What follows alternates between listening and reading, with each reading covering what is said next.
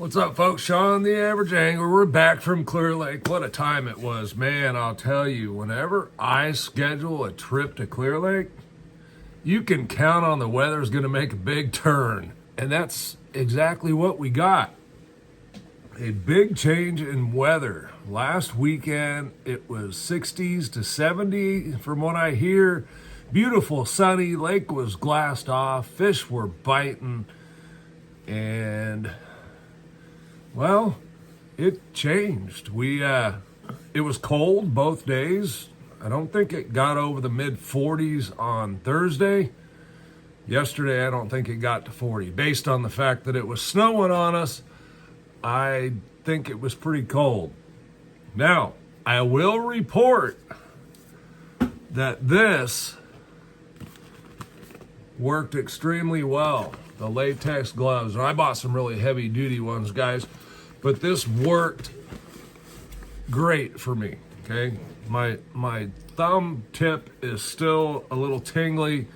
That's something that's happened as I've gotten older. Takes a couple days sometimes for it to come back, but overall my hands worked. I wore a little heavier glove, and they did get wet by the end of the day. They were pretty soaked, but the bottom line is my hands functioned. I was able to fish. I was able to tie knots, the kinds of things we need to do when we're out fishing. So, the bite. Well, let me cover this first, because this really affected the bite. The wind was horrendous. Both days. So day one, we launched out of Brado's because of the wind.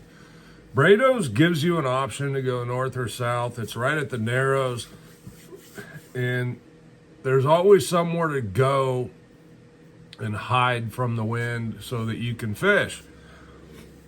So we went out of Brado's. We made it to a spot that Michael wanted to fish, and he was practicing for a tournament. Just invited me up to fish with him, which was awesome. We had a good time, and we caught fish. And we went to his first spot, and we caught him. Good spot. I had one just under 5, had another around 3.5 or so, 4 pounds. And then Michael caught quite a few ripping. He was throwing a rip bait. I threw the glide bait. I threw a swim bait. And I settled in on that new Z-Man, Fatty Z, the thick stick, right? The thick stick. Only available at Tackle Warehouse, guys, this one, right? Colors are your choices. I mean, this is just when I saw this worm come out, to me it was a Clearlake worm, right? It's thick, it's got presence, it's bulky, but it's still finesse. And I think a lot of times people, when they're at Clearlake, think finesse. They think they got to go small. It's not so much small. And I'm going to give you some Clearlake secrets throughout the video here. It's not you have to go small, right? This is not small. This is a bulky, thick worm. And I mean, just look at it. It's big, heavy, thick worm. Got a lot of presence. That's a 1/4 ounce frenzy nail. For those that don't know, the frenzy nail has a 4/0 hook in it. And it's what I settled into for Clearlake. Now, you know, I love the Bass Union head. Where is it? I got one right here. Okay, there's the Bass Union head. But you'll notice that these are completely different. Okay, if you look at the hook tie and look at the hook angles, they're completely different. Okay, the frenzy nail is a stand-up head. The Bass Union sits more like that. So this is what I've determined. I really like the Bass Union in rock. Okay, the frenzy nail is good in rock too, but at Clearlake, where we were fishing. Now, if I was around docks, I might use this, but the bottom line is this worked better. I was thrown into willow bushes, okay? This came through the willow bushes a little bit better than this did. Now, the problem I had with this one was the branches and stuff were pushing the worm down, exposing the hook. I didn't break any off. I got them all back.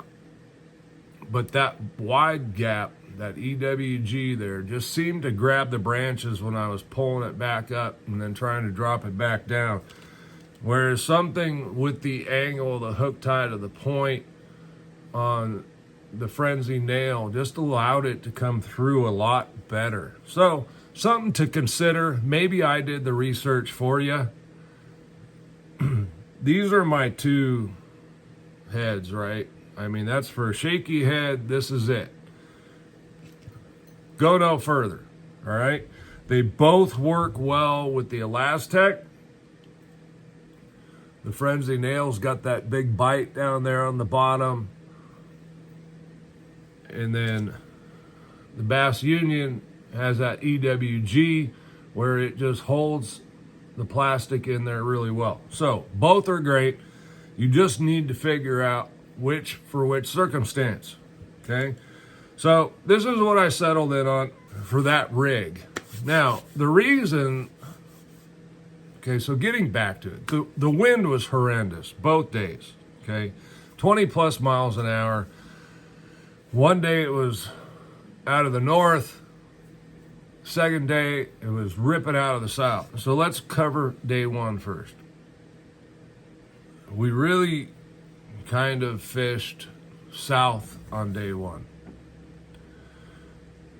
And even then, trying to find places to fish, we could fish them. We couldn't set up on them proper. And angles have a lot to do with your success at Clearlake. So something to keep in mind is angles, casting, the way you're working the bait. The other thing to keep in mind, and I want to make this clear, folks, because I had a house up there for many years. I was there every week. These guys are making it look like the bite is on. And the bite is on if you know where to do it and when. Okay, there's keys there. Where and when. There are bite windows on Clearlake, and it can be very frustrating for people to go up there and they see all the reports, they see the fish catches, they think the bite's on. The bite is not on, okay? You can catch fish. If you know what you're doing, you can catch fish. If you know how to adjust, you can have success. Doesn't mean you're going to be catching 6, 7, 8 pounders like the locals are. This is what I can tell you. I'm going to give you a couple secrets here. Okay, here's secret number 1. Clearlake gets a ton of pressure. That's not a secret, right? We all know that. One thing you can do at Clearlake to offset the pressure, when you make a cast with the bait, any bait, could be this, could be a jig, could be a tube, right? Throw your bait out there and let it sit. Don't do nothing with it. Let it sit for 15 to 20 seconds. And I'm going to tell you why. The majority of people make a cast, and the first thing they do is start moving it, shaking it, dragging it, whatever they're doing, they start to move it. Well, these fish are very, very tuned in to seeing that. So oftentimes, if you just let the bait sit for a minute, 15, 20 seconds, that fish, when the cast happens, they spook, they move around, they sit back there and they watch it for a few seconds, and guess what? It's not moving. It's staying right there. All of a sudden, they become curious, and the first time you move it, shake it, do something, bam, they hit it. Or, worst case scenario is they're still tuned into it, paying attention, and maybe the bite comes a little bit, 20 seconds later. That is a local secret that I just tuned you into. Just give it a try. Secret number 2. If you're fishing from the back of the boat, no sense in tying up a freaking jig head minnow.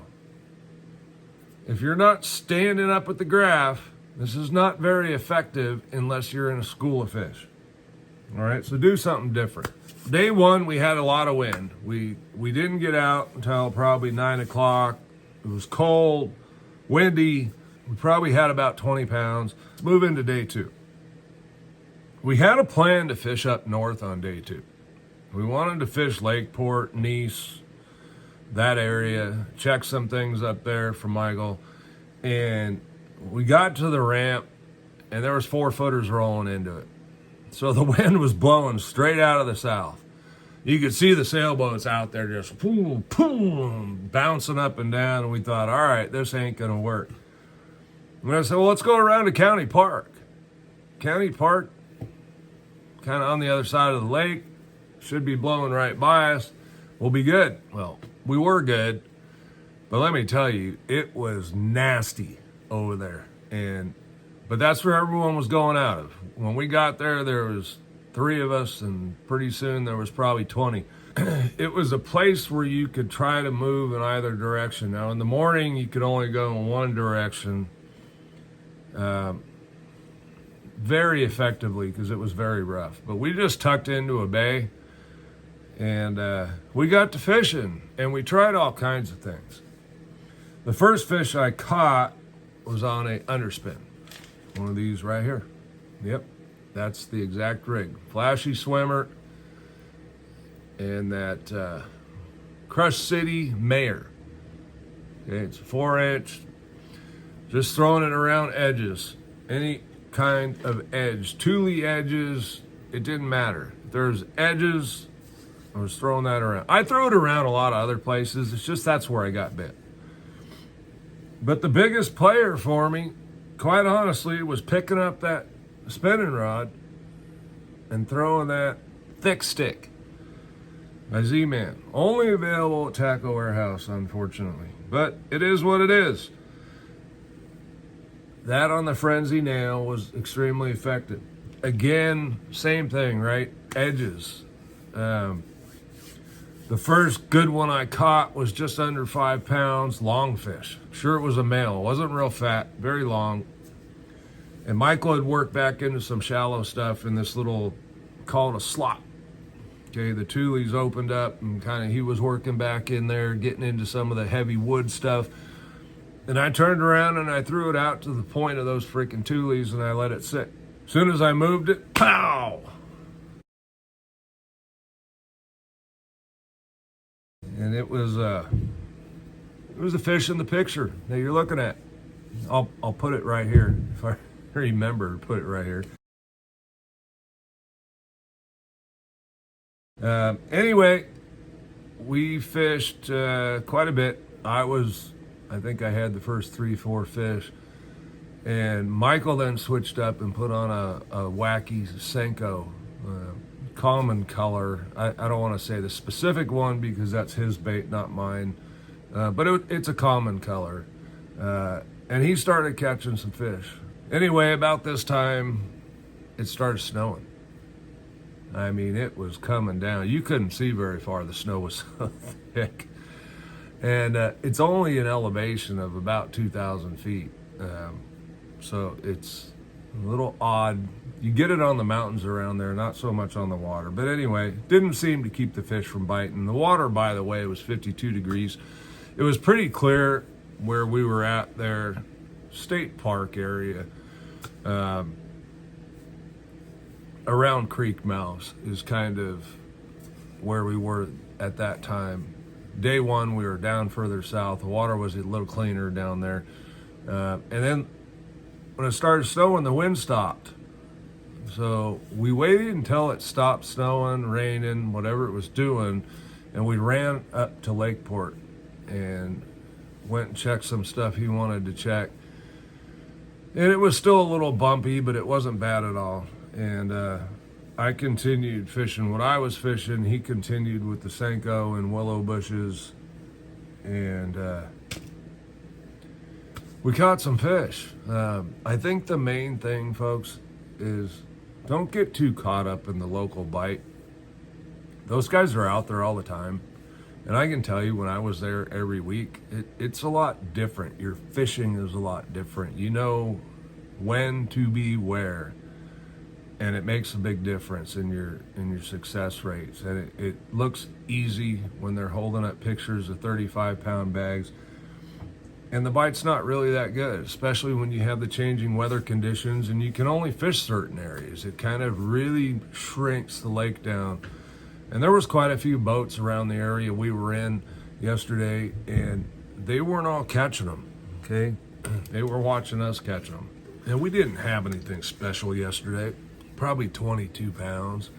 But hey, if you can go to a lake, and it doesn't matter if it's Clearlake or any other lake, if you can go to a lake in these kinds of conditions and catch 20 plus pounds, that's a good day.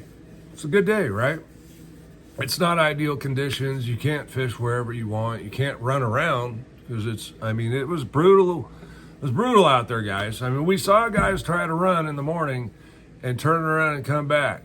It's just, it is what it is. You got to be smart. Fishing's supposed to be fun. It's not worth dying over. I know that much.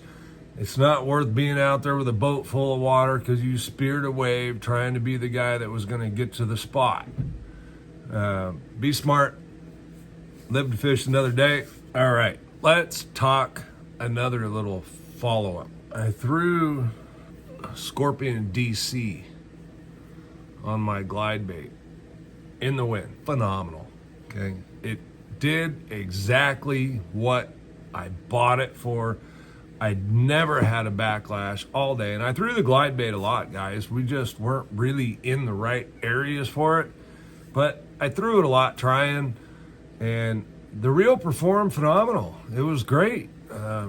Made me feel good that my investment did what I had hoped it would do, and yeah, I don't know. I might have to get a couple more. We'll see. We'll see if they show back up over there. I think the last time I looked, I'm not sure if they had them or not. But anyway, I got to chill. I've been spending. And if you're planning to go to Clearlake coming up, it's going to really start getting better. But still, you're going to have the same thing.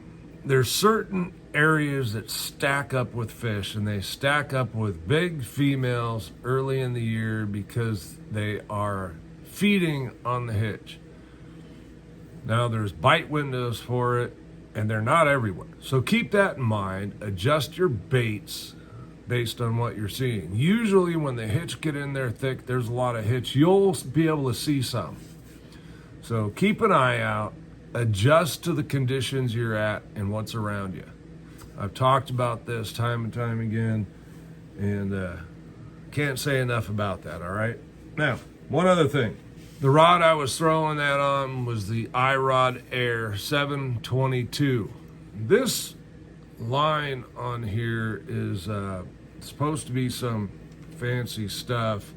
I really missed my All Might, that pink sinking braid.